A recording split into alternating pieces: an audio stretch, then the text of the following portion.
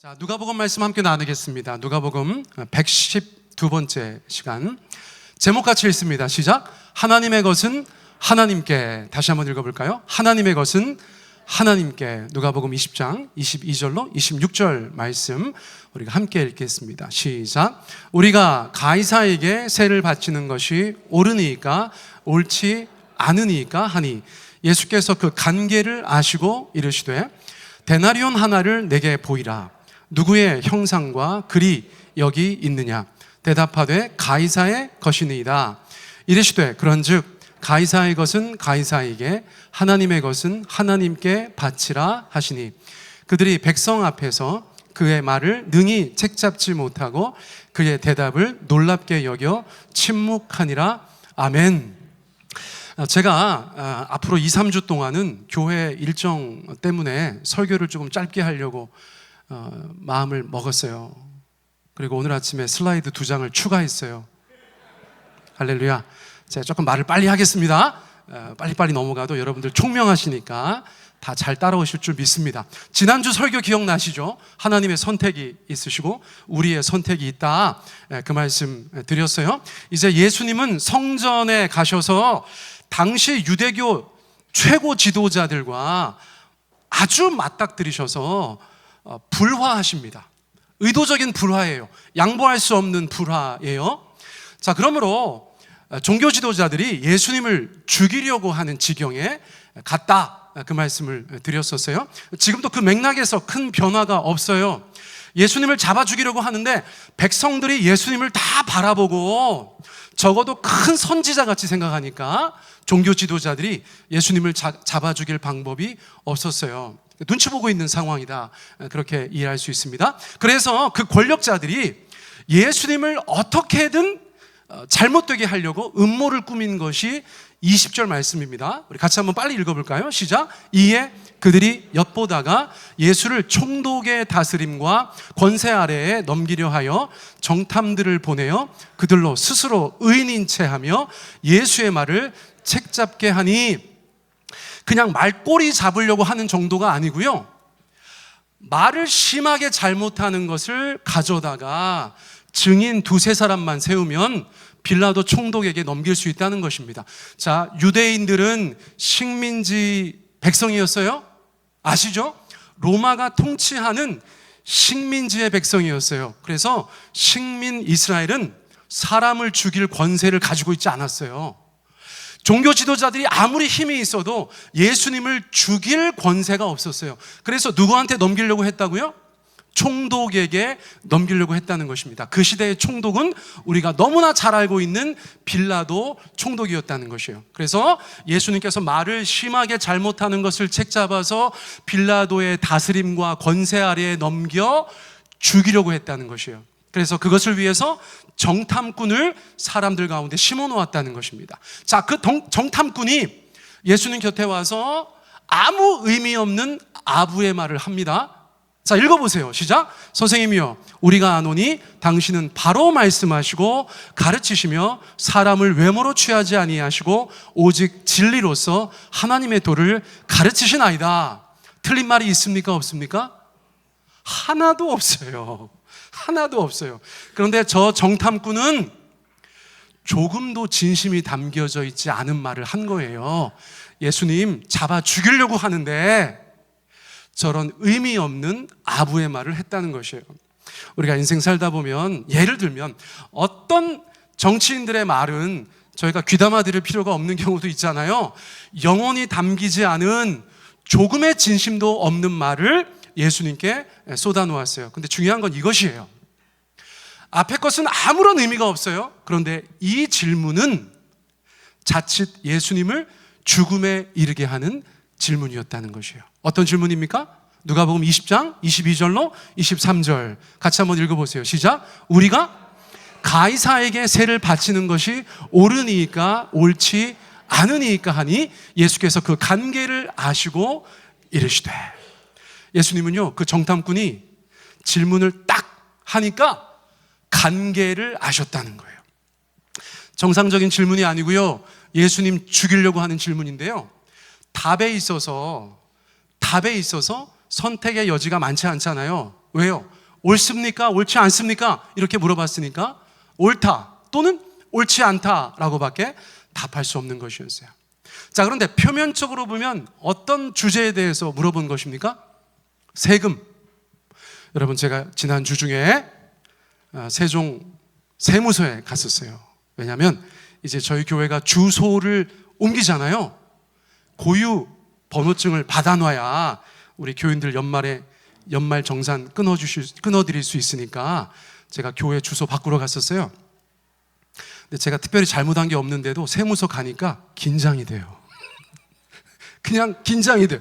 불편해. 우리가 정상적인 국가에서 정상적으로 세금 내는 것도 우리 마음에 여러 가지 생각이 있잖아요. 그런데 2000년 전 유대인들은 그 세금 내는 게 어떤 의미가 있었어요? 저 세금은 주민세입니다. 저 세금은 인두세예요. 로마의 황제에게 바치는 세금이었어요. 여러분, 불편할까요? 불편하지 않을까요?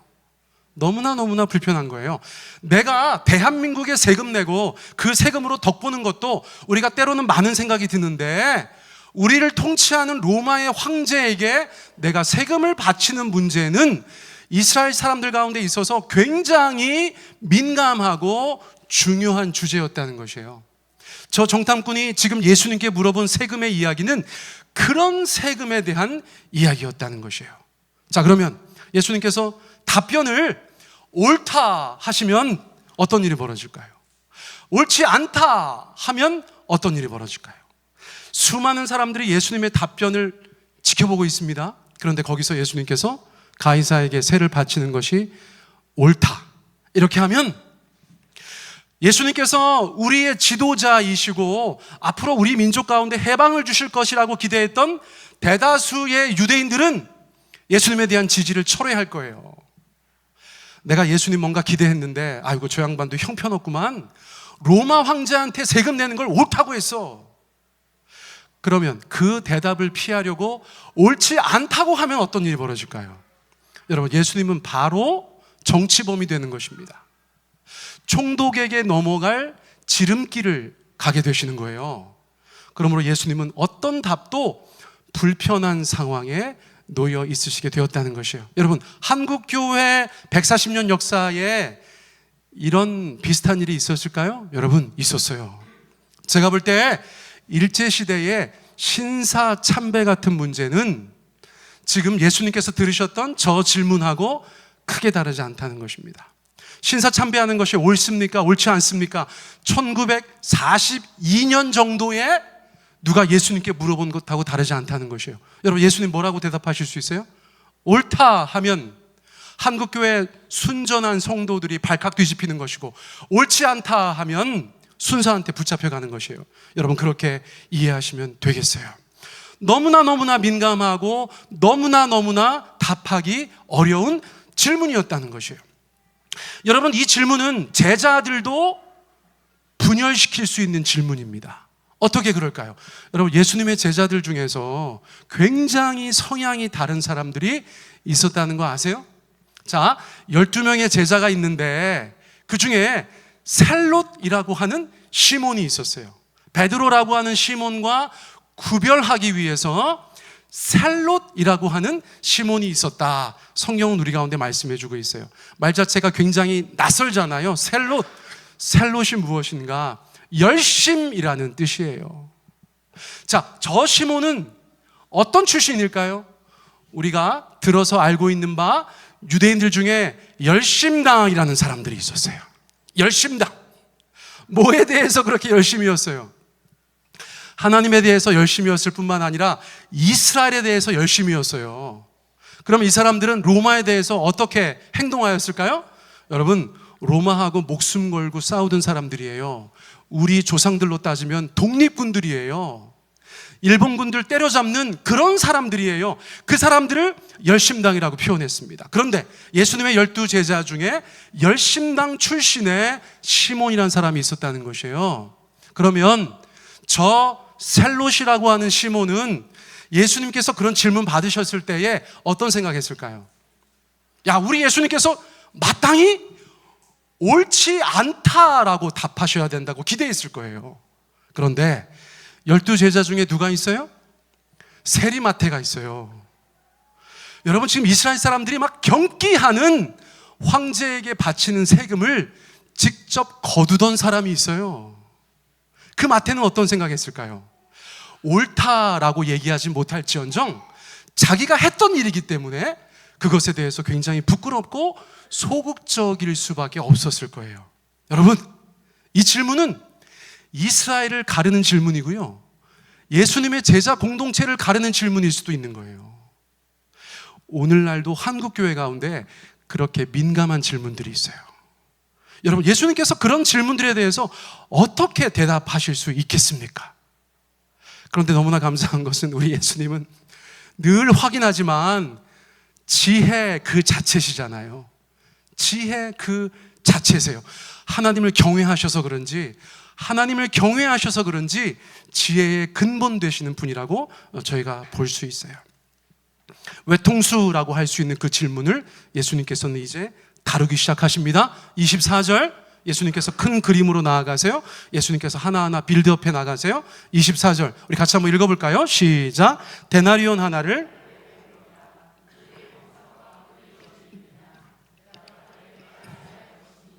여러분, 황제에게 바치는 세금은 데나리온으로 냈다는 거예요.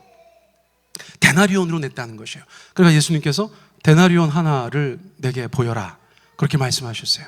그러자 예수님께 질문했던 사람이 바로 데나리온 하나를 꺼내서 보였다는 것입니다. 그렇죠?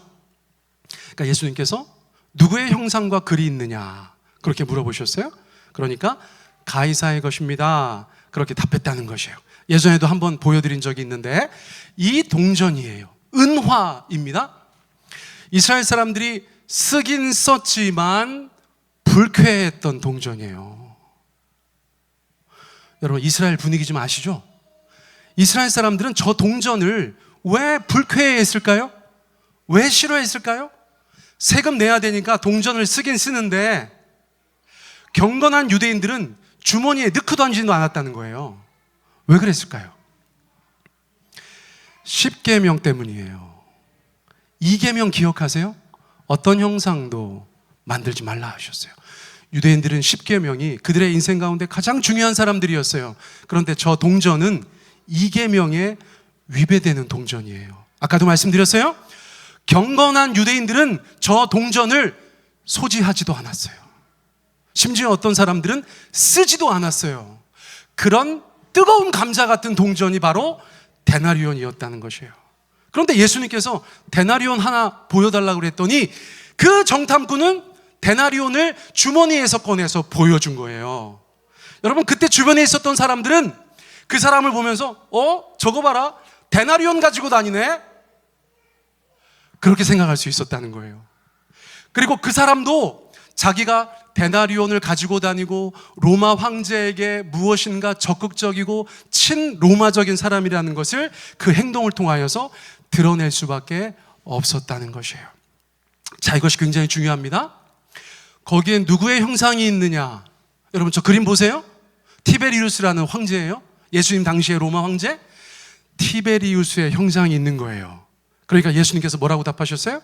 야, 거기 로마 황제의 형상이 있네. 그거 가이사 거네. 가이사 거는 가이사한테 돌려줘. 그렇게 말씀하셨어요. 그리고 나서 뭐라고 말씀하셨어요? 25절 같이 읽어보세요. 시작. 이르시되 그런즉 가이사의 것은 가이사에게, 하나님의 것은 하나님께 바치라 하시니. 동전에 황제의 형상이 있네. 황제가 신의 아들이라는 글귀가 있네. 그거는 가이사한테 돌려줘.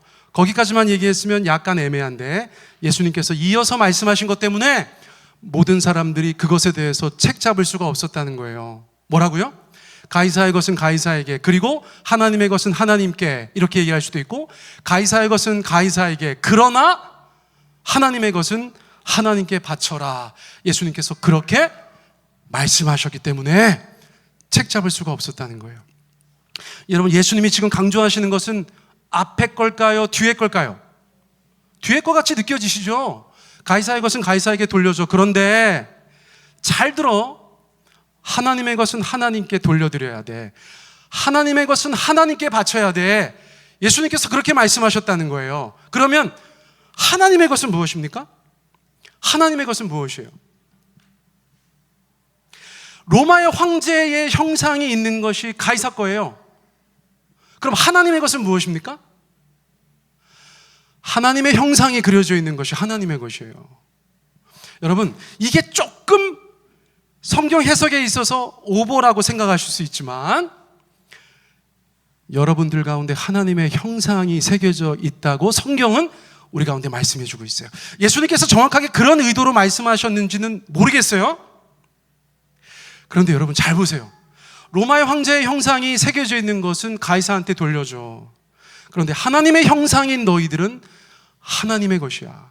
너희들은 하나님께 드려져야 되는 존재야 라고 이 엄중한 순간에 예수님께서 그들 가운데 말씀하셨다고도 볼 수 있는 것이에요. 그런데 하나님의 형상인 우리뿐만 아니라 세상에 하나님의 것이 아닌 것이 어디 있습니까? 심지어 데나리온이라고 해도 그것은 근본적으로 하나님의 것인 거예요. 우리의 시간과 우리의 재능과 우리의 물질과 우리의 인생과 세상 모든 것들은 가이사의 것이 아니에요. 로마 사람들이 신이라고 추종하고 신이라고 숭배하는 가이사의 것이 아니에요. 그 모든 것은 하나님의 것이다 라고 볼 수 있는 것이죠. 그러므로 예수님께서는 지금 그들 가운데 그 교훈을 주고 계신 거예요. 여러분, 이 질문 때문에 고민하신 적 있어요? 내게 가이사의 것은 무엇이고 하나님의 것은 무엇인가? 그렇게 양분하셔서 세상으로 돌릴 것은 세상으로 돌리고 하나님께 돌릴 것은 하나님께 돌려야지 그렇게 생각하시는 분들 계세요? 여러분, 그것도 나쁘지 않지만 주님께서 우리 가운데 말씀하시는 것이 무엇인가? 우리 가운데 하나님의 것이라고 말씀하시는 것이 무엇인가? 마땅히 하나님께 돌려야 된다고 말씀하시는 것은 무엇인가? 그것은 어쩌면 우리의 모든 것이다. 우리의 모든 것이다. 그러므로 하나님의 형상대로 지음받은 우리가 세상 어떤 것과도 바꿀 수 없는 그 하나님 앞에 우리의 삶을 드리고 우리의 가진 것을 드리는 것을 예수님께서는 우리 가운데 가르쳐주고 계시다. 여러분, 그렇게 볼 수 있다는 것이에요. 그래서 그 정탐꾼들의, 그 종교 지도자들의 이 함정은 실패로 끝나게 되었다는 것입니다. 26절 말씀 우리 같이 한번 읽어보겠습니다. 시작. 그들이 백성 앞에서 그의 말을 능히 책잡지 못하고 그의 대답을 놀랍게 여겨 침묵하니라. 아멘. 여러분, 우리의 삶 가운데 내가 하나님의 것인 것을 기억하고 내 육신의 눈에 보이지 않지만 내 심령의 눈에 하나님의 형상이 새겨져 있다는 것을 인정하시기 바랍니다. 그러므로 황제의 형상이 새겨져 있는 것은 가이사의 것일지 모르지만 하나님의 형상이 새겨져 있는 나는, 우리는, 이 교회는 하나님의 것인 것을 기억하고 우리의 모든 것을 주께 돌려드릴 수 있는 그런 믿음의 사람들 다 되시기를 예수님의 이름으로 축복합니다. 아멘. 아멘. 우리 같이 한번 기도하겠습니다. 여러분, 기도하실 때 먼저는 이 말씀 붙잡고 저희가 기도 드렸으면 좋겠어요. 하나님, 우리가 세상을 살면서 이거는 세상적인 거고 이거는 하나님 거고 그렇게 구분했던 적이 많이 있어요. 그런데 오늘 이 말씀은 우리 가운데 깨달음을 줍니다. 데나리온이 가이사의 것이 아니에요. 데나리온도 하나님의 것이에요. 세상에 형상 찍혀 있는 것들이 그들의 것이라면 세상 모든 것에 우리의 심령에는 하나님의 형상이 그려져 있어요. 하나님의 형상대로 지음받은 하나님의 피조물, 하나님의 형상대로 지음받은 하나님의 사람들. 여러분, 우리가 누구의 것인지를 한순간도 잊으셔서는 안 될 것이에요. 세상은 구분하려고 해요. 그러나 예수님께서는 그 모든 것이 하나님의 것이다 라고 말씀해 주고 계시고요. 그 하나님의 것은 마땅히 하나님께 돌려드려야 된다고 우리 가운데 도전하고 계세요. 여러분, 각자 여러분들의 삶 가운데서 하나님께 마땅히 돌려드려야 될 것 무엇입니까? 하나님께 드려야 될 건 무엇입니까? 여러분, 기도하는 가운데 하나님께서 깨닫게 해 주셨으면 좋겠어요. 우리가 먼저는 그것을 가지고 기도하고 이어서 기도하실 때 하나님 아버지, 저희들 앞으로 하나님께서 인도하시는 길을 가기를 원합니다. 이제 고운동에서 저희가 새롭게 교회가 시작될 때에 그 모든 과정 가운데 하나님 인도하여 주시고 보호하여 주시고 공급하여 주시고 동행하여 주시옵소서. 우리 주님 앞에 그렇게 기도드렸으면 좋겠습니다. 그 두 가지 기도 제목 가지고 우리 다시 한번 주님 앞에 합심하여 기도하겠습니다.